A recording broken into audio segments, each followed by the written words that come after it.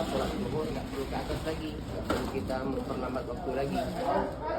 Kemudian nanti untuk sholat zuhur kita insya Allah melakukan sholat zuhur secara jamak takdim. Jadi nanti ikuti imam secara berjamaah dulu sebanyak 4 rakaat. Nanti setelah itu langsung sambung dengan sholat asar. Sholat asarnya bebas, mau 2 rakaat boleh, mau 4 rakaat. Niatnya bagaimana? Sholli fardhu zuhri jam'at taqdimi makmuman lillahi ta'ala. Jadi aku sholat zuhur jamak takdim 4 rakaat ta'ala. Setelah itu langsung sambung.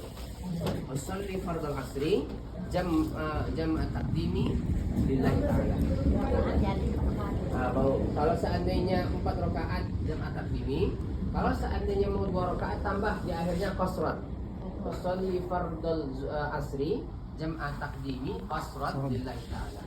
Jadi kalau qasr itu 2 rakaat, sedangkan kalau tidak qasr ya 4 rakaat.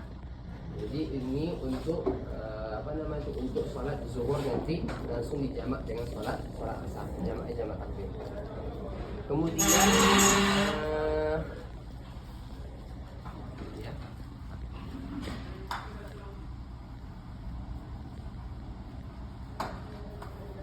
Apalah kita kebersihan potong kuku, tidak boleh apa nih? Ya ini nanti sesi kedua. Berarti ini sesi teknis sudah ya. Masih ada? Tidak boleh apa binatang. Belum. Parangan itu kan. Enggak usah Apa nanti. sekarang ada? Enggak nanti ya, Ustaz. Kalau sudah tahan dulu. Oke, berarti sekarang sesi teknisi sudah selesai ya. Ada yang ditanyakan Bu untuk sesi teknisi? Oh ya, sesi teknisi Mas Diri. Setelah sholat zuhur kan kita jamak tuh, langsung balik ke hotel. Balik ke hotel sambil menunggu bis datang. Tadi saya telepon bis itu suruh datang jam 12.30. Saya bilang sama dia, tadi kan kita terlambat bukan? Saya bilang ini daerahnya daerah izdiham, daerah macet. Jadi kamu harus datang tepat. Kata supir tadi, oke kata dia. Nah, jadi nanti setelah sholat zuhur, bapak-bapak, ibu-ibu langsung menuju hotel. Kalau bisa langsung di lobi aja sambil menunggu bis. Barang-barang udah letak di bawah semua. Kemudian setelah nanti kita sudah sampai di hotel, kemudian bus datang, maka kita langsung menuju pengambilan mikot ataupun pelafasan niat umroh nanti di tempat mikotnya namanya Zulhulaifah atau lebih terkenal dengan Bir Ali. Bir Ali. Kalau nggak salah dari sini Bir Ali itu lebih kurang sekitar setengah jam. Jadi dari bis dari sini menuju ke Bir Ali lebih kurang setengah jam. Nah, jadi di sana nanti kita mengambil niat. Insya Allah nanti entah saya nanti atau Ustaz Yusuf akan memandu secara bersama-sama. Jadi nanti di sana mengambil niat. Setelah mengambil niat langsung kita menuju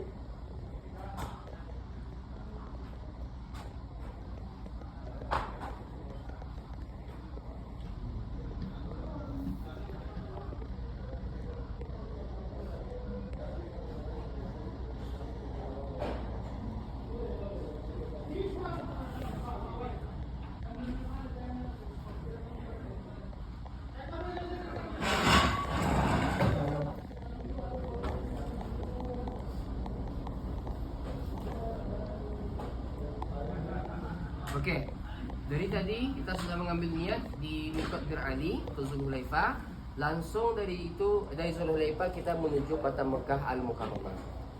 Kalau seandainya jalannya lancar, itu dari Zulhulaifah menuju Mekah itu lebih kurang 5 ataupun sampai 6 jam. Lumayan lama. Jadi itu dijaga fisiknya malam ini, dijaga kondisinya. Dari Zulhulaifah sampai di sana nanti itu ya adalah nanti sekali mungkin kita berhenti di rest area untuk buang air dan segala macamnya. Terus sampai di Mekah, insya Allah kita langsung nanti menuju hotel. Hotel kita insya Allah nama hotelnya Royal Majestic. Royal Majestic itu lebih kurang ya 300 sampai 350 meter dari Haram. Atau kalau mungkin ibu-ibu yang sudah pernah itu di belakang WC 3, pas belakang Tower Zam-Zam itu, di bawah Hotel Syuhada. Jadi hotel kita lumayan dekat juga dari Al-Haram. Nanti sampai di sana kita letak barang, kemudian makan malam. Setelah makan malam istirahat sebentar, Nah, baru nanti sama-sama kita melaksanakan ibadah umroh secara bersama-sama ke Al-Haram ataupun ke Ka'bah. Ini mungkin sedikit tentang teknik untuk keberangkatan dan pelaksanaan umroh besok. Mungkin ada yang ditanyakan, Bu, Bapak? Untuk ibadah nanti ini sesi kedua. Ini sesi pertama dulu. Mau potong buku ni. Ini sesi, itu ibadah nanti dulu. Nanti. Okey. Atau langsung saja ya? Ya. Oke, ini sesi kedua tentang masalah ibadah ataupun manasik. Jadi umrah ini kata Allah Subhanahu wa taala, wa atimul hajja wal umrata lillah, kata Allah. Jadi sempurnakanlah haji dan umrah itu karena Allah Subhanahu wa taala. Jadi maknanya apa? Maknanya ya, kita melaksanakan umrah ini, kita melakukan ibadah umrah ini semata-mata karena Allah Subhanahu wa taala.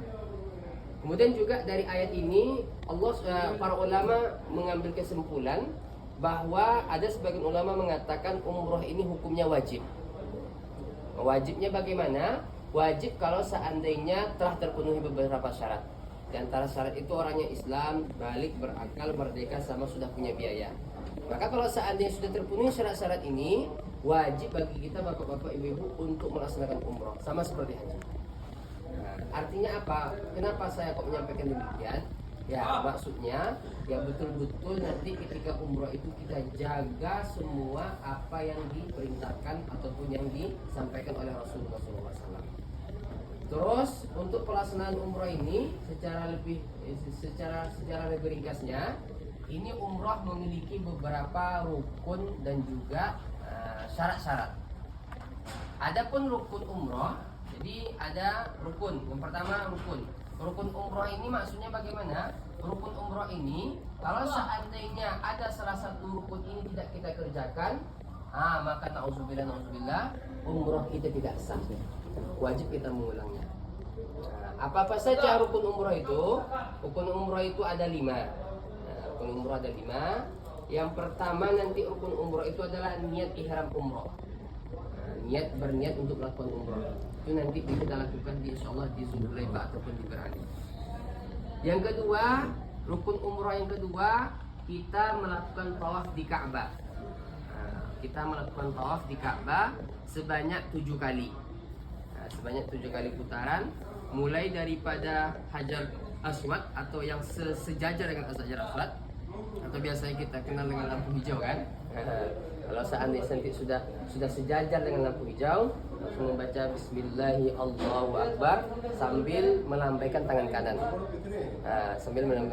Dan juga disunahkan nanti setelah melambaikan tangan kanan itu disunah untuk menciumnya.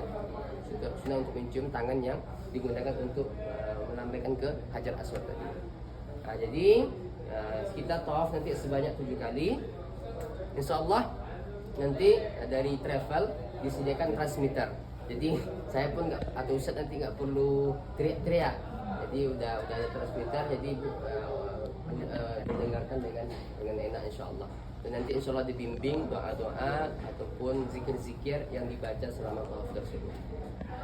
Jadi insyaallah rukun yang kedua kita nanti akan melakukan tawaf sebanyak 7 kali di Ka'bah.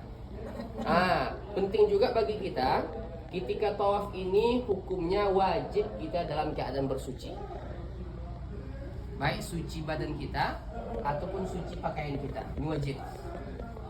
Jadi ketika tawaf wajib kita dalam keadaan suci. Berbeda nanti dalam keadaan sa'i. Sa'i dia tidak wajib bersuci. Mohon maaf nih. Ketika selesai tawaf nih,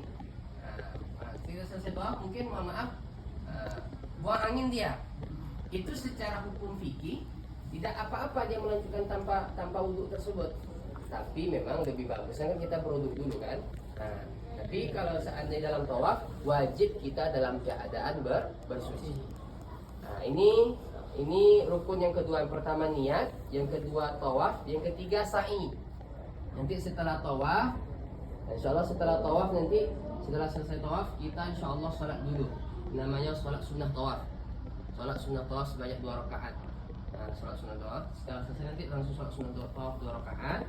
Setelah selesai sunnah tawaf 2 rakaat, kita ke belakang sedikit nanti minum air zam-zam bentar. Sambil istirahat bentar kan. Setelah minum air Zam-Zam, langsung nanti menuju Bukit Sofa. Bukit Sofa, di situ kita nanti akan melakukan sa'i sebanyak 7 kali juga. Cuman 7 kalinya dimulai dari Sofa, diakhiri dengan Marwah. Jadi Sofa Marwah 1 kali, Marwah Sofa 2 kali, itu pula Sofa Marwah 3 kali, pokoknya 7 kali. Nanti awalnya di Sofa, akhirnya di Marwah. Itu rukun yang ketiga. Rukun yang keempat, ini yang keempat yaitu tahallul. Tahallul ini ada dua cara. Bisa dengan taksir. Taksir itu cukup dengan memotong sedikit rambut saja, 3 helai. Bisa dengan tahlik. Tahlik ini botak licin. Tapi untuk bapak-bapak sunnah tahlik, untuk membotak secara licin. Kalau ibu-ibu taksir saja, potong pendek saja, minimal 3 helai. Itu rukun yang keempat, tahallul. Dan yang terakhir rukun yang terakhir, yang kelima, yaitu tertib. Artinya harus tawaf dulu. Gak boleh sa'i langsung tawaf, gak boleh. Jadi tawaf dulu baru sa'i. Atau tiba-tiba nanti tahallul dulu baru tawaf, gak boleh. Jadi tawaf dulu, sa'i dulu, baru tahallul. Jadi harus dari awal hingga akhir secara tertib. Oke. Ini untuk rukun. Kemudian ada juga namanya muharramatul ihram. Apa-apa yang dilarang ketika kita dalam keadaan berihram. Artinya apa? Artinya nanti ketika kita sudah Zulhulaifah, sudah mengambil niat di dalam hati ya. Niat di dalam hati. Setelah mengambil niat nanti kita melakukan umrah, maka beberapa hal ini haram bagi kita lakukan selama kita melaksanakan umrah. Artinya mulai dari mengambil niat umrah sampai nanti selesai tahallul. Ini nggak boleh kita lakukan beberapa hal ini. Apa-apa saja? Yang pertama yang tidak boleh kita lakukan itu setelah niat umrah, memakai pakaian yang berjahit. Ini tidak boleh. Ini yang pertama. Kemudian juga tidak boleh untuk bapak-bapak nanti setelah niat umrah itu apa? Menutup kepala. Ini hati-hati Pak. Nanti mungkin kan entah itu apalah, mungkin dalam keadaan memakai baju ihram, diletak baju ihram itu di kepala, nggak boleh. Nggak boleh. Nggak boleh menutup kepala ketika dalam keadaan ihram umrah. Terus untuk ibu-ibu tidak boleh menutup wajah ketika dalam keadaan berihram umrah, nggak boleh. Jadi mohon maaf, kalau mungkin dalam keadaan sehari-hari mungkin memakai niqab atau cadar, dalam keadaan umrah ditanggalkan dulu. Ini menurut mayoritas para ulama. Tapi kaos kaki nggak apa-apa ya? Kaos kaki nggak apa. Untuk menutup aurat nggak apa-apa. Oke, ini yang pertama, tidak boleh memakai pakaian berjahit.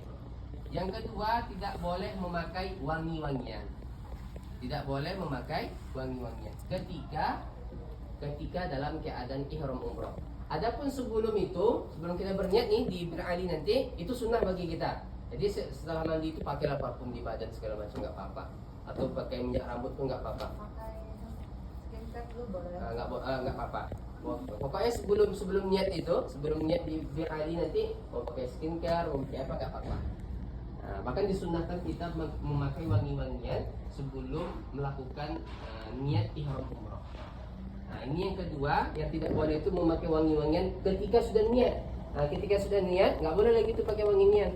Nggak boleh pakai wangi-wangian. Ini yang kedua. Yang ketiga, tidak boleh memakai minyak rambut sama minyak untuk jenggot bagi bapak-bapak punya jenggot. Itu nggak boleh juga. Ketika sudah berniat niat ihram umroh juga. Yang keempat, tidak boleh memotong kuku dan mencabut rambut. Nanti ya sebelum besok pagi masih boleh. Yang penting sebelum niat nanti di Bir Ali itu masih boleh memotong kuku, memotong rambut dan segala macamnya boleh. Bagusnya malam ini biar nggak lupa nanti kan. Terus yang kelima, yang nggak boleh juga itu ketika ihram umroh apa? Akad nikah. Akad nikah nggak boleh juga nih. Ditahanlah dulu kan. Kita jumpa jodoh ini. Tunggu selesai umroh dulu, selesai tahallul, baru akad nikah. Nggak boleh akad nikah ketika dalam keadaan ihram umroh. Kemudian yang keenam nggak juga boleh. Ini untuk bagi yang bersuami, mohon maaf, jima' wa muqaddimatuhu, itu hubungan suami istri dan juga muqaddimahnya. Terus yang terakhir, tidak boleh juga ketika ihram umroh itu apa? Memburu binatang buruan. Nanti kalau ada semut atau apa, kalau ada misalnya ada binatang-binatang, ya udah biarkan aja Bu. Nggak usah di apa kan. Itu yang aku takut tuh. Kalau depan ini loh. Ya, enggak boleh ya. Ingat aja daripada bayar kambing domba. Apa Bu? Saya gusak, orang apa dah. Ya. Jadi Apa satu lagi Ustaz? Cabut apa? Tumbuh-tumbuhan boleh? ya begitu juga. Tumbuhan juga nggak boleh. Mencabut tumbuh-tumbuhan selama dalam keadaan ihram umroh juga nggak boleh. Metik. Kubur-kubur burung dara nggak boleh. Iya loh. Nggak boleh itu ganggu namanya. Ini kok. Ganggu nggak boleh. Nek kamar. Yang suka ngejar-kejar burung merpati nggak boleh. Iya. Tadi kan masih gue apa? Apa satu Ustaz? Berkata-kata kotor, kata-kata. Nanti kalau nggak umroh boleh. Terus ini kan Nanti, yang Kak. 7 tadi kan Muharramatul Ihram. Ini Muharramatul Ihram ini bukan sudah disampaikan. Kalau seandainya dilakukan juga, Siap-siap beli ini kambing. ada dua versi, ada dua bentuk. Kalau seandainya mungkin dalam keadaan lupa, ini bukan dilupakan ya, memang lupa nih, atau mungkin ya nggak teringat. Nah, seperti nanti memakai wangi-wangian, terus apa namanya tuh memakai, mungkin sampai di hotel kan kedinginan dia dipakainya jaket. Dia lupa bahwasanya dalam keadaan lagi ihram umroh. Kalau seandainya dalam keadaan lupa, cepat-cepat ditanggalkan. Nah, cepat-cepat ditinggalkan, maka nggak perlu bayar dam. Nggak perlu bayar dam. Kalau seandainya lupa, tapi kalau secara sengaja, ya itu bayar dam nanti. Nah, 1 ekor kambing, atau bisa 3 hari puasa, atau memberi makan fakir miskin. Puasanya di mana Ustaz? Di Bebas Pak. negara? Mau di sini boleh, di daerah kita boleh juga. Terus Kalau udah badak, umrohnya sah. umrohnya sah Kak? Yang nggak sah itu kalau seandainya rukun tadi yang tinggal. Kalau seandainya melakukan muharramatul ihram, ini umrohnya sah, cuman nggak afdol, nggak sempurna umrohnya tersebut. Kita kan mencari kalau bisa sesempurna mungkin kan Bu, Bapak. Terus juga salah satu anjuran ketika dalam ihram umroh ini sabar, nggak boleh berkata-kata kotor, nggak boleh kata-kata tidak baik, nggak boleh. Nggak boleh berkelahi. Nggak boleh berkelahi dan segala macam nggak boleh. Hoak-hoak. Ini nggak sampai nggak sampai membatalkan umroh kita, cuma bisa merusak pahala umroh kita. Jadi kalau ada mungkin selama di tawaf mungkin ada ya nauzubillah orang yang ya biasanya mau tawaf kan, mungkin Bapak Ibu yang sudah pernah melakukan umroh itu tahu gimana keadaan di Ka'bah itu, bagaimana orang berdesak-desakan, orang yang kadang-kadang kita sudah rapi nih, tiba-tiba dipotong sama orang tuh. Nah itu jangan berkata-kata kotor. Kalau bisa sabar bisa mungkin. Sabar. Jangan sampai keluar yang tidak lah. Ini salah satu juga yang perlu kita perhatikan. Ada teman Zat? Jadi jika lanjut yang tadi ya, lebih baik kita perbanyak zikir, istighfar, baca Quran, sehingga sibukkan diri dengan mengingat pada Allah, mendekat takarrub pada Allah Subhanahu wa taala selama aktivitas umroh ini. Nah, kemudian juga tadi ada sedikit lupa, setelah tahallul, pada saat tahallul tidak boleh kita tahallul sendiri. Nah, ini kadang ada jamaah yang lupa ambil gunting rambut sendiri, tidak boleh. Nah, itu kan masih dalam keadaan ihram, ya kan? Jadi minta tolong kepada yang sudah yang laki-laki halal, laki-laki, maksudnya sudah tidak ihram lagi. Nah, itu potong rambutnya. Kalau kita ya tentu nanti laki-laki minta tolong dulu yang sudah potong tahallul, baru kita. Kemudian yang ibu-ibu ya juga harus, ibu-ibu yang perempuan yang harus potong rambutnya, nggak boleh laki-laki. Tetapnya gimana? Kita kan Ya nanti kan kalau akhwat itu kan ujung rambut. Sebentar. Oh ya oke. Sudah. Nah, ujung rambutnya aja saja, dari ujung ke ujung yang paling ujung rambut itu sudah cukup kalau akhwat. 3 lembar aja. Ya. Kalau akhwat suaminya boleh memotong rambutnya, atau temannya nanti kalau sudah potong ke teman-teman akhwat yang lain. Nah, laki-laki ya tadi dengan yang sudah tahallul ya. Karena ada jamaah itu kadang pinjam gunting, dia potong rambut sendiri. Ya, enggak boleh, kena dam lah. terus yang pertama yang aku siapa yang potong? Yang akhwat nanti kita minta tolong dulu kan? Oh orang lain. Ya minta tolong dulu ke akhwat yang sudah potong rambut. Ya Atau misalnya suaminya sudah ditahalul, nah potong istrinya, rambut istrinya, kemudian istrinya motong rambut akhwat yang lain. Berarti ada 3 nih opsinya. Iya. Nah, ini juga bisa kok Ustaz, Ya. Itu kan ibu kan sudah haji. Nggak ada syarat haji apa, nggak ada. Hubungannya. Yang penting setelah rukun haji umroh sudah kita laksanakan, tahalul, ya yang tahalul tadi ya, Ini ulang bisa dari awal ya? bisa. Nggak ada syarat-syarat harus haji harus apa, nggak ada. Dan kemarin kan ada jamaah Ustaz yang sama juga. Nggak ada, Bu, nggak ada. Itu nggak ada hubungan Nggak ada hubungan sama haji itu. Nggak ada hubungannya. Misal yang lebih tinggi katanya Nggak ada hubungannya. Nggak ada hubungannya. Pokoknya suruh Ya. yang tumbuh yang Nah, ya, dia belum. istrinya. nggak ada hubungannya. Jadi menyambung gitu ya. ya, yang paling penting itu harus diingat. Jangan sampai tiba-tiba kita potong rambut sendiri. Itu sering kejadian. Wah, sudah selesai, udah capek jalan kan. Kadang orang sudah capek jalan, pikirannya tahalul ini. Udah selesai. Pinjam gunting kan biasa, kadang banyak orang cari gunting terus potong rambut sendiri. Nah, ini kena dam langsung. Nggak ada tawar-menawar kalau sudah itu. Langsung siap-siap beli kambing. Lihat umroh Pokoknya ingat aja. Tapi kalau diulangnya apa bisa juga nak diulangnya Apa ini? ini ada ikram pergi dia ke apa nih, tempat Potong rambut. iya apalah. Iya, enggak bisa. apa-apa. Yang penting syaratnya dulu terselesaikan. Misalnya laki-laki kan, dia mau potong botak. Yang penting pada saat selesai tahalul, dia potong dulu beberapa isyarat.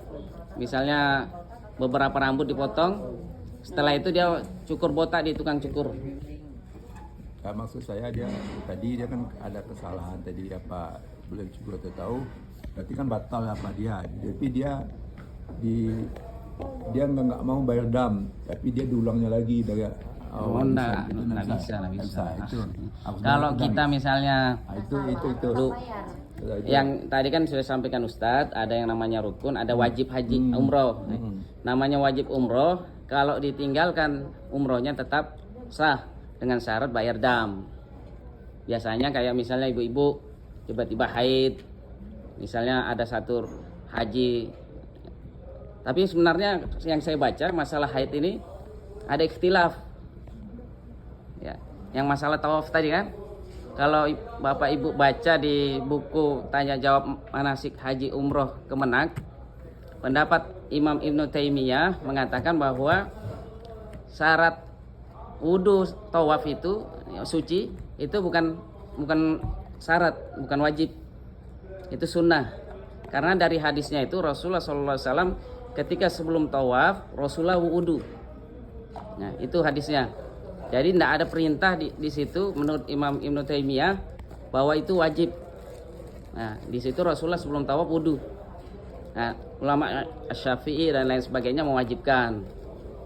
Imam Ibnu Taimiyah itu mubah. Nah, mungkin itu ya. Nah, sama ini penting juga buat ibu-ibu, bapak. Ini beberapa jamaah saya bawa kemarin. Pokoknya yang masker, skincare, yang harum-harum, yang tisu basah harum itu dijauhkan dulu. Pokoknya disimpan jauh-jauh, memang di tas besar. Jangan dibawa di tas yang kita bawa itu. Karena kadang spontan kita ketika sudah jalan apa lupa kasihkan, ya kan. Udah tahu tisunya harum masih aja. Lama-kelamaan akhirnya ditegur sama ya itu juga mungkin. Itu saja mungkin tambahan yang bisa saya sampaikan. Semua yang berbau-bau itu terkategori minyak wangi. Nah, kalau kita tahu pipisan itu apa berdasarkan tawaf wado itu. tahu ada itu kita nanti sa'i enggak ya? Iya, enggak ada sa'i. Ada sa'i tahu saja. pakainya So kalau botak berapa rial sound ini? Botak itu 30 real kayak berapa aja? Oh, 10 real. 10 real. 10 real. 10 sampai 15. Jadi dia masih ada di depan tuh masih ada. Di belakang biasanya belakang WC 3 ya, Mas? Iya. Ya, belakang WC 3. Di bawah sofa. Banyak pokoknya setiap kita keluar itu sudah ditawarkan bisa. Iya. Ya, tawarkan botak bagi laki-laki. Mau botak? Enggak, mana tahu dia ini botaknya apa? Botak. Memang bagi laki-laki diutamakan itu botak, hadisnya itu jelas. Ya. Tapi kalau enggak botak juga boleh. Siapa tahu kayak Ustadz misalnya jadi mutaif kan berkali-kali ajak jamaah kan. Kalau rambutnya sudah ndak ada kan bingung juga nanti. Saya mau Ya, bertanya. sama tadi minyak wanginya boleh dipakai pada saat habis mandi, jangan di kain ihramnya, jangan di pakaiannya, di badan. Jangan di kain ihram. Karena kalau di kain ihram nanti kadang membekas masih baunya masih ada. Jadi di badan, jangan di kain ihramnya. Itu saja mungkin. Iya, celana itu. Hah? Yang apa perempuan itu. Perempuan boleh. Perempuan tidak ada masalah boleh. Perempuan. Tapi kan yang nggak berjahit juga. Ini yang Berjahit. Ini yang nggak Berjahit. cukup anu Pak Ustadz ya. Kan waktu kita kan sudah ngambil itu ya, ngambil otot ya. Nah kita kan sudah jalan jauh. Pas kita tuh berhenti di SAT dia ya. Nah di situ kan ada yang mau kencing, mau itu. Iya, jangan. Nah mereka itu kadang-kadang ngambil wudhu itu sama-sama itu kelihatan aurat. Iya, Kadang-kadang maksudnya kan aku nggak pernah pernah. ikut. Iya, makanya Nah, itu kalau yang kondisi kita kayak coba. gitu, misalnya ini 4 jamaah ini mau ke toilet kan, tempat umum ini kan tempat umum. Makanya nanti misalnya minta tolong beberapa jamaah akhwat untuk melindungi, membuat barisan, membentuk kayak pagar gitu, sehingga tidak terlihat.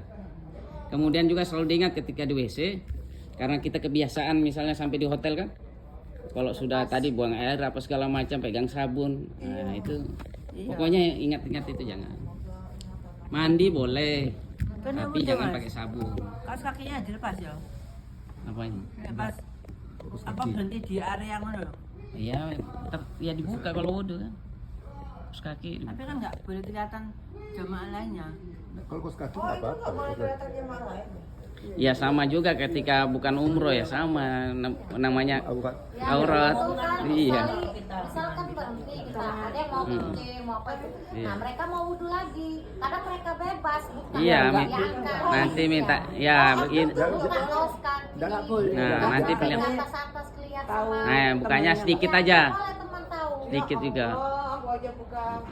Iya, Nanti nggak boleh. dilindungi, minta tolong akhwat lain lindungi. Sama juga Jadi kamar kalau mandi, nggak boleh. batal wudhu pada saat tawaf, nah, di sekitar arah ke sa'i itu ada tempat wudhu, akhwat. Jadi tidak perlu keluar cari situ. Katanya pakai semprot-semprot. Iya, saya pakai itu. Itu sampel. Ya bisa Kalau pakai juga. semprot apa aja? Kaki nggak usah. Semuanya. Ya semua. Ditungguin nggak? Tungguin. Nah. Yang penting bilang, ya ini. Jadi kalau tawaf itu tidak bisa ditunggu, ya. Maksudnya tidak stop, tetap jalan terus, ya. Tapi dia tetap pakai wudhu. Nah, cuman nanti kalau selesai tawaf kita menunggu jamaah lain, Tetap dibimbing Mas. tetap kita tunggu. Yang ditinggal belum selesai, kan tetap dibimbing Ustaz kan. Nggak boleh masuk ke Izir Ismail, Ya. yang Nggak nggak boleh, Ka'bah. nggak boleh nyentuh Ka'bah dan lain sebagainya. Ya itu aja mungkin ya. Ya. Butuh istirahat. Ini saya serahkan kembali ke Ustadz. Oke, untuk niat umroh tadi lupa ya. Jadi niat umroh ini ada beberapa versi. Ini yang paling afdal itu niatnya labbaik Allahumma umratan. Ya. Labbaik Allahumma umratan. Nah, setelah itu baru labbaik Allahumma labbaik. Tapi kalau nggak pakai umrah bisa juga ya. Abaikanlah umratan aja nggak pakai umrah. asalnya labbaik Allahumma umratan. Atau Ikutin aja. Ya. Nama itu apa anak baik? Nama itu. Bisa juga nawaitu Udah, umrata itu wa aja. ahramtu bihi Iya. lillahi ta'ala. labbaik Allahumma umratan itu udah selesai. Ya, udah. Itu yang simpel. Ya. Ya. Ada juga versi lain nawaitul umrata wa ahramtu biha lillahi ta'ala. Yang kepanjangan itu. Atau kalau seandainya ribet pakai bahasa Indonesia pun nggak apa-apa. Yang penting udah terniat dalam hati sejaga aku niat ihram umrah karena Allah Ta'ala dah. Tapi kan pengucapan sebagai penguat apa yang ada di dalam hati. Sunnah juga untuk melafazkannya. Ya. Udah, San? Oke, mungkin sekian. Iya, aku tentang Ya. apa itu bentar, saya kan rencananya kan pengen ke Guajiro. Oh ya itu nanti Bu.